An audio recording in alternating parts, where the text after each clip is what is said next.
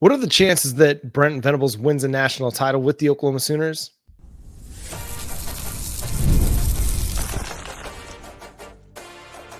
You are Locked On Sooners, your daily podcast on the Oklahoma Sooners. Part of the Locked On Podcast Network, your team every day. What's up, Sooner Nation? Welcome to Locked On Sooners, and thank you for making Locked On Sooners your first listen every single day. My name is John Williams. You can follow me on Twitter at John9Williams. My buddy here is Josh Helmer. You can check him out Monday through Friday from 9 to noon on the KREF Sports app. You can also follow him on Twitter at JoshOnRef. The show is at Locked On Sooners. Make sure you subscribe to the show wherever you get your podcasts. Hit that like button, that notification bell over on YouTube to let you know when new episodes drop. Josh, the question of the day comes from one Greg McElroy, who in a long, extensive discussion about the Oklahoma Sooners, gave the Oklahoma Sooners a 10% chance to win a national title under Brent Venables at any point during his career.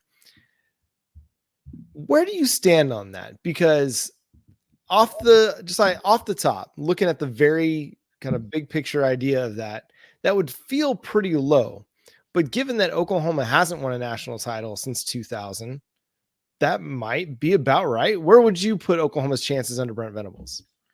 Well, I choose to ignore the 24 years since you won the national title. I'm not taking that into consideration when I think about it because the situation's different for Oklahoma too. You're jumping into the SEC. Some people would argue or would make the argument maybe it drops the percentage down.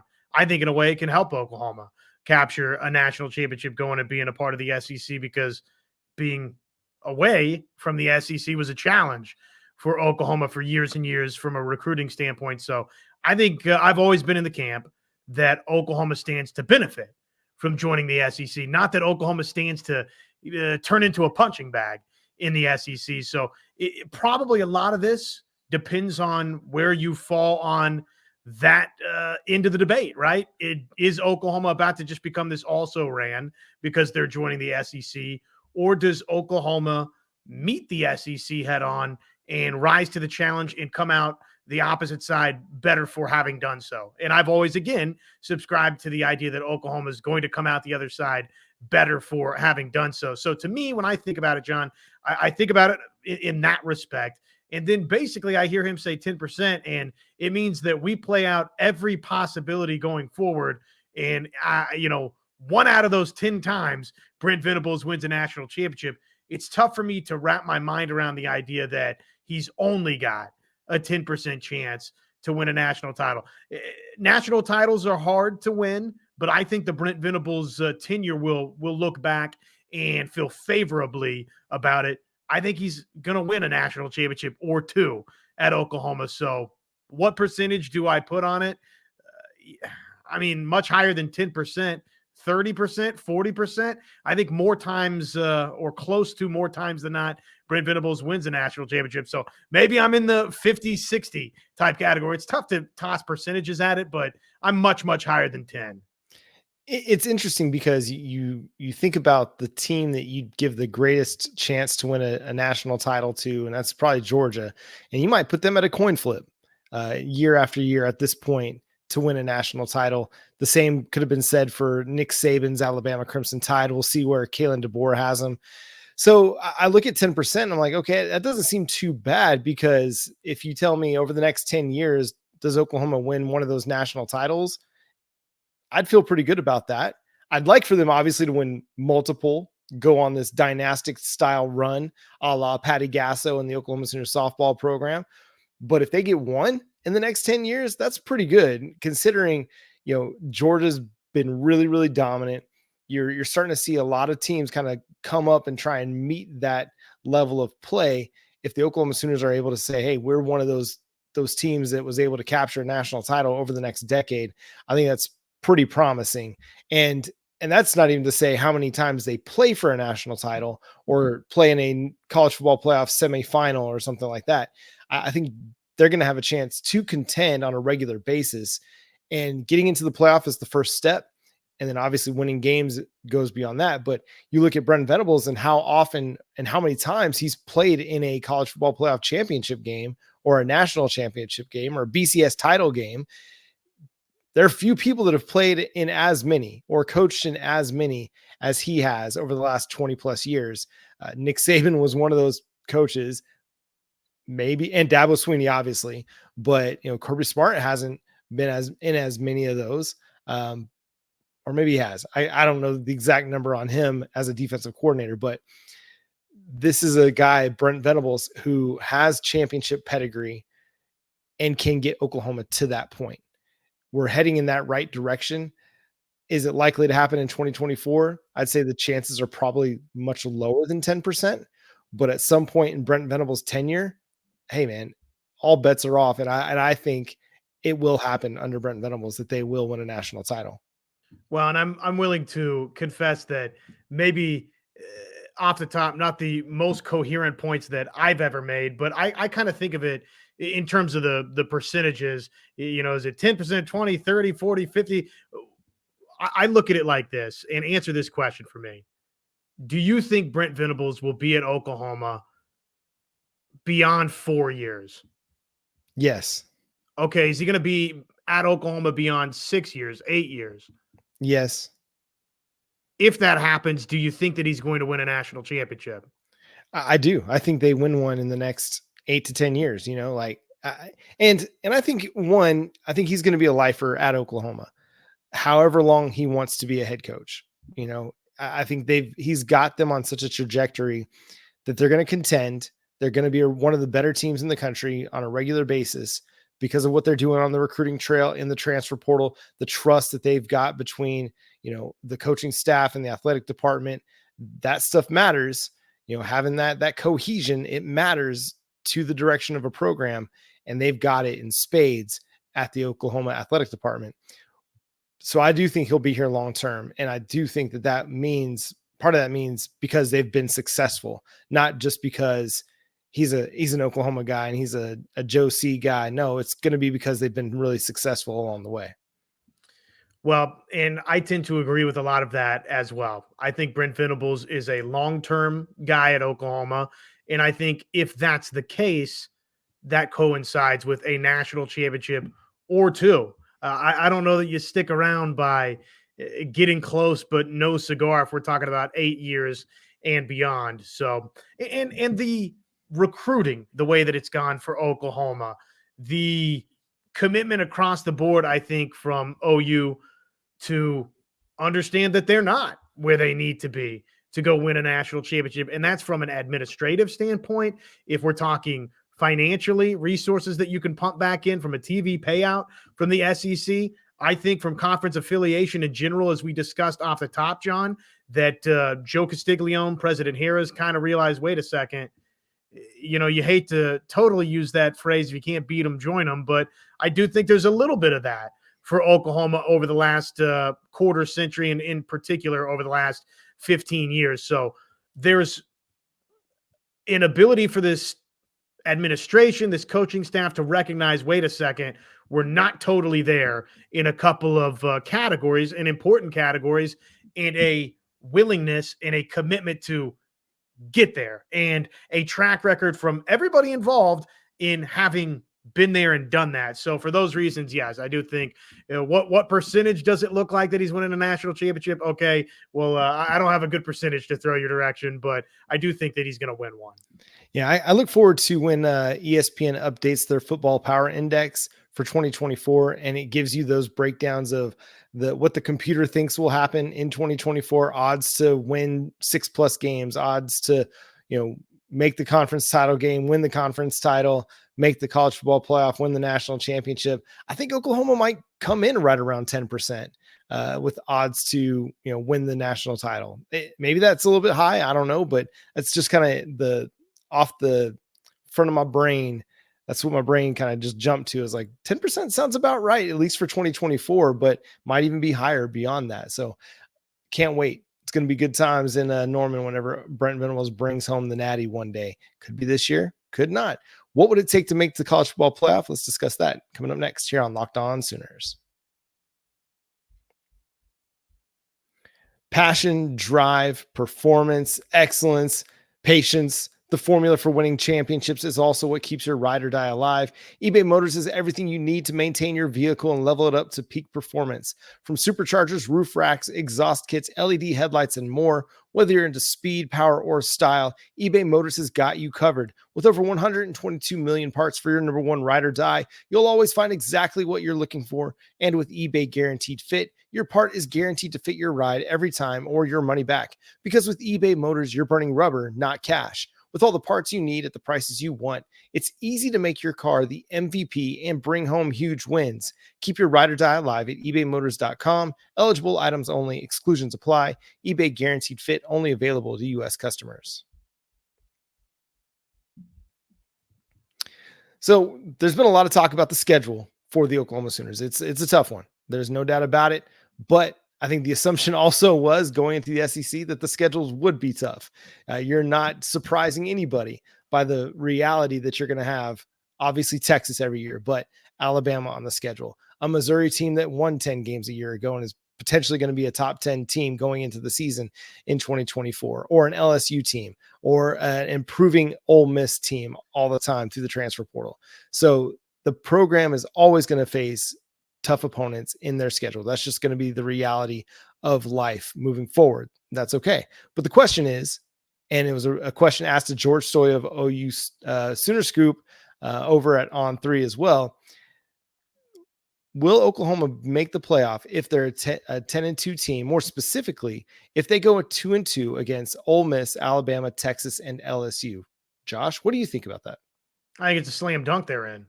Yeah. With a 12-team format, it would be shocking. And basically 11 bids up for grabs, right? If you toss the non-power 4 teams, you got the one automatic for the non-power 4 in there. So 11 bids up for grabs, 10-2 with Oklahoma's schedule.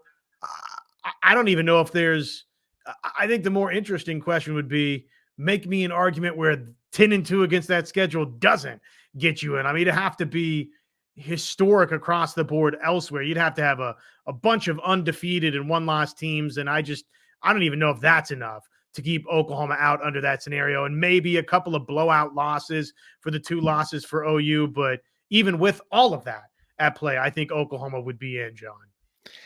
Yeah, and I think another fascinating discussion is what happens if they're 9-3, but they have wins. Say they have a win over Alabama towards the end of the season, or at LSU, but dropped the Texas game in a close one. I think there's a potential argument that a 9-win team could make the playoff. And I know a lot of people don't want to hear that because you want your playoff to be representative of the best teams in the country, and you don't want to see teams with 3 losses on their record.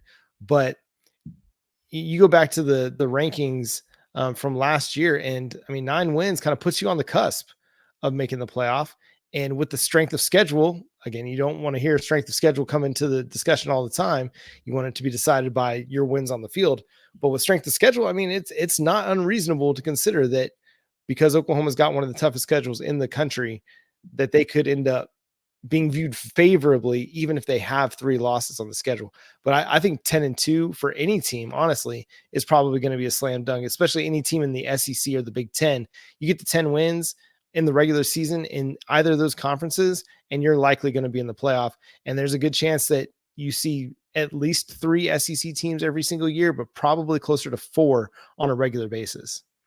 Just looking at the final CFP rankings from last season, LSU was 13th at 9-3, Arizona 14th, 9-3, Notre Dame a little further down at 16th, 9-3, NC State 9-3 was 18th. So yeah, you're going to be on that bubble. Oklahoma, by the way, Ole Miss, Penn State, there was a logjam 9-10, 11-12 of 10-2 teams. So yeah, that's going to be the bubble, is 9-10 wins. But oh, by the way, this SEC that adds Oklahoma, adds Texas, and for an Oklahoma team that plays the type of schedule that it's got in league play next season, that's going to be a potentially different 9-win team as compared to some 10-win and 11-win teams across the country 2 certain selection committee members, right? They're going to look at that and say, well, wait a second, look at this incredible strength of schedule and look at this game control metric for Oklahoma, or look at the non-conference portion. If it's a year in 25 where you've got a Michigan as part of that for Oklahoma as well. So there's scenarios in the next couple of years that could come into play where, yes, I think Oklahoma would have a chance as a 9-win team. So, yes, the strength of schedule, the opponents, and if you don't lose in a certain fashion, absolutely. Oklahoma with the right set of wins. If you have, say, a win over Texas and a win over Alabama, but you drop road games to Ole Miss, LSU, Missouri, and all of those teams have great seasons, then look, you're going to have a conversation.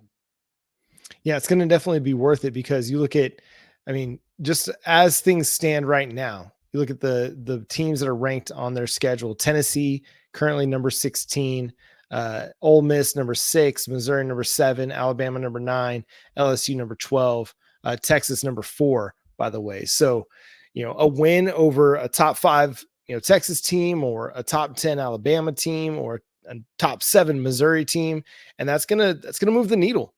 And even if you just go 2-3 in your games against those 5 ranked opponents, I think that still looks pretty favorable for you when they're debating, okay, who's going to have the better losses, the better wins, those sorts of things that committees like to debate when they're trying to hand out college football playoff selections.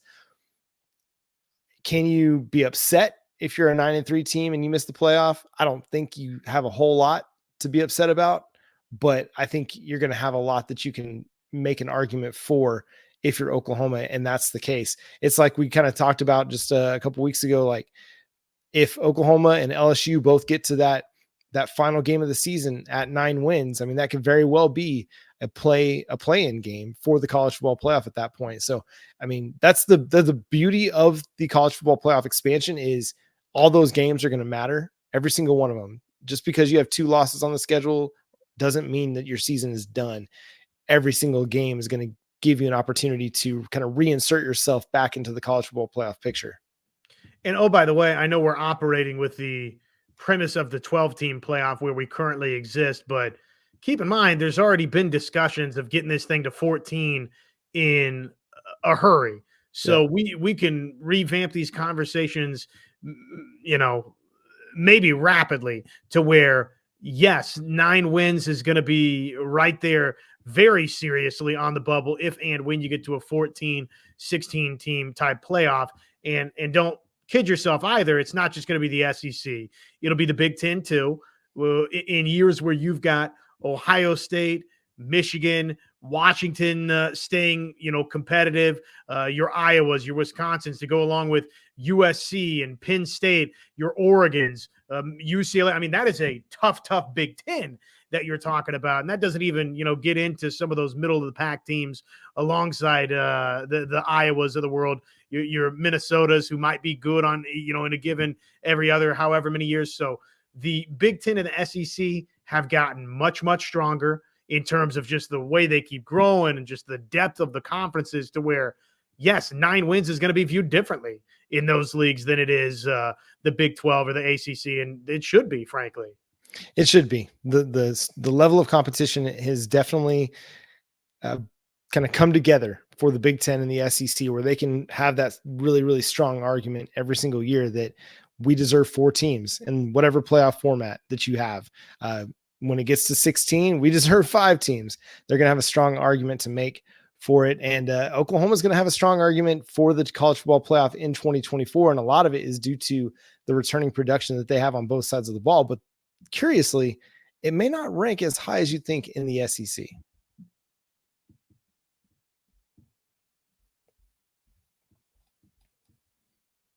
Returning production has proven to be a pretty solid metric to determine, okay, which teams are going to have better seasons, which teams might have worse seasons year over year based on what's happened in the offseason. Guys go to the NFL, transfer portal departures, arrivals, and they're looking pretty good right now, Josh. And obviously they return so much defensively with the return decisions of Danny Stutzman and Billy Bowman. You've got some serious returning production offensively, though. Quarterback dings Oklahoma down the list a little bit, but the returning star power that Oklahoma has defensively is gigantic. And you look at Oklahoma, this is why you don't get totally carried away, because returning production, Oklahoma ranks 54th across the board, but they're third in defensive returning production ranks. So yes, there's a lot returning. And the offensive returning production, look, obviously it's 114th, and a large portion of that is because you're overhauling the offensive line and your quarterback, Dylan Gabriel. You made the choice to move on from Dylan Gabriel. And really, I probably shouldn't even just say that Oklahoma did. I think kind of all parties probably made that choice. And but at any rate, Oklahoma wanted to turn the page to Jackson Arnold. So that is it's inaccurate depiction, because the stats don't lie in terms of returning production. This is put together by Bill Connolly, and the numbers are what the numbers are, but it's misleading in the sense that it's just this bad thing that there's no returning production for Oklahoma. No, there's key skill returning production. And oh, by the way, the quarterback is different than many other quarterbacks that haven't taken a bunch of snaps in college football in one Jackson Arnold. Nick Anderson's back. Angelo Anthony's back. Jaleel Farouk's back. Gavin Sawchuk's back. You don't have a whole lot of offensive line returning production coming back, but you're looking good at wide receiver, looking good at running back.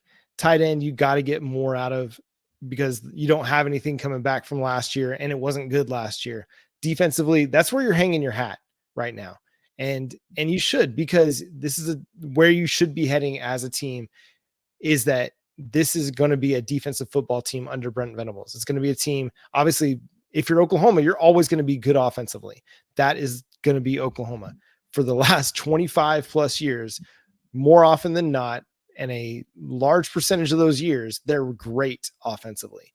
Now it's just a matter of getting that defense on the same page so that they can play complementary football, and they're looking really good on both sides of the ball. It's not the offense has to carry the defense along for the ride and just hope that they can get a stop or two to win a football game. No, you're getting to a point where the defense is going to help you win football games, and bringing back all the guys that they're bringing back, in addition to, because Bill Connolly's numbers for returning protection are also now including the transfer portal additions, adding Dominic Williams, adding Caden Woolard.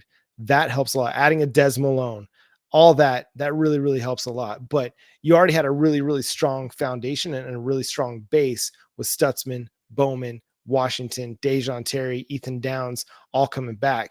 It provides you a ton of that returning production, ton of experience, to where you can rely on this defense to continue to improve, take steps to becoming a top 15, top 10 defense, and helping your young quarterback that doesn't have a lot of experience, helping your offensive line that's turned over all 5 starters. So while Oklahoma may not rank very high in returning production, there's a reason why they still rank pretty high in SP plus rating with Bill Connolly. Is because the past results may not, or the past results are good for Oklahoma's offense, and the future looks bright for Oklahoma's offense as well. So I'm not as concerned about where Oklahoma is headed offensively, but I'm really, really excited about where they're headed defensively, especially this year, given everything that's coming back and everything that's arrived in the portal. And with all due respect to these programs, the top 5 in regards to collective returning production ranks post-spring: number 1, Iowa State; number 2, Stanford; number 3, Oklahoma State; number 4, Virginia Tech; number 5, Rice. Oklahoma State is the clear best team among that group, and Iowa State, they might be second best, and neither one of those two programs do we think are going to be serious contenders for a national championship. And really, John, you got to go all the way down to, let's see here, Ole Miss.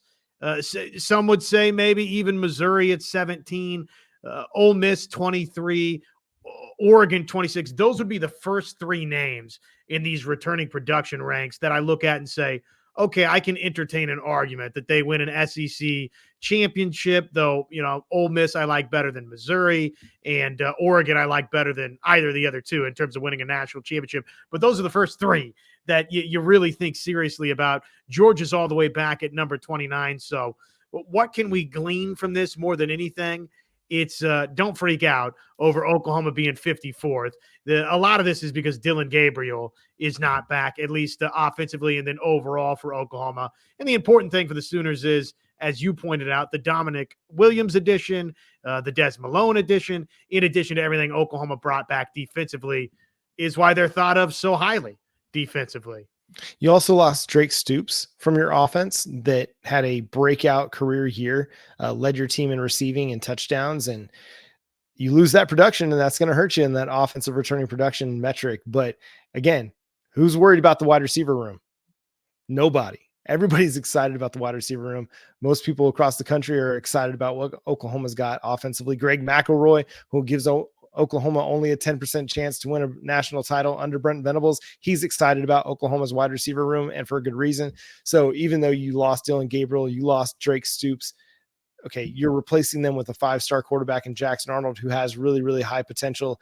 And that wide receiver that, you're losing Drake Stoops, but you're bringing in Deion Burks. And we saw just the potentially how explosive that could be for the Sooners this year at the spring game. I mean, he was awesome, absolutely awesome. And if we get half that this year, the Sooners offense is going to be cooking. It's going to be phenomenal. Any other thoughts on this, Josh, before we kind of wrap it up here? Well, I just think Deion Burks is an all-conference guy in the SEC. I think he's going to be a star. And Oklahoma's obviously in a great place offensively with its skill talent. So, and Sawchuk lit it up, right? Back half of the season, which his production probably doesn't look as good as it could if the offensive line gelled early in Sawchuk. The final 7 games look like that the first however many games. So Oklahoma's in a good spot. The important thing again for me is defensively, we've talked so much about who chose to come back, and the numbers in this instance reflect that. Yeah, Oklahoma, they got a lot of defensive firepower back. It's going to be an awesome season. I'm looking forward to it. We're a few months away still, but the Oklahoma Sooners have a lot to look forward to this fall. Make sure you're tuned into Locked On Sooners to digest everything that's going on in this offseason and get you ready for the 2024 college football season. Follow Josh on Twitter at JoshOnRef. Check him out Monday through Friday from 9 to noon on the KRF Sports app. Follow me on Twitter at John9Williams. The show is at Locked On Sooners. But until next time, he's Josh. I'm John. Boomer Sooner.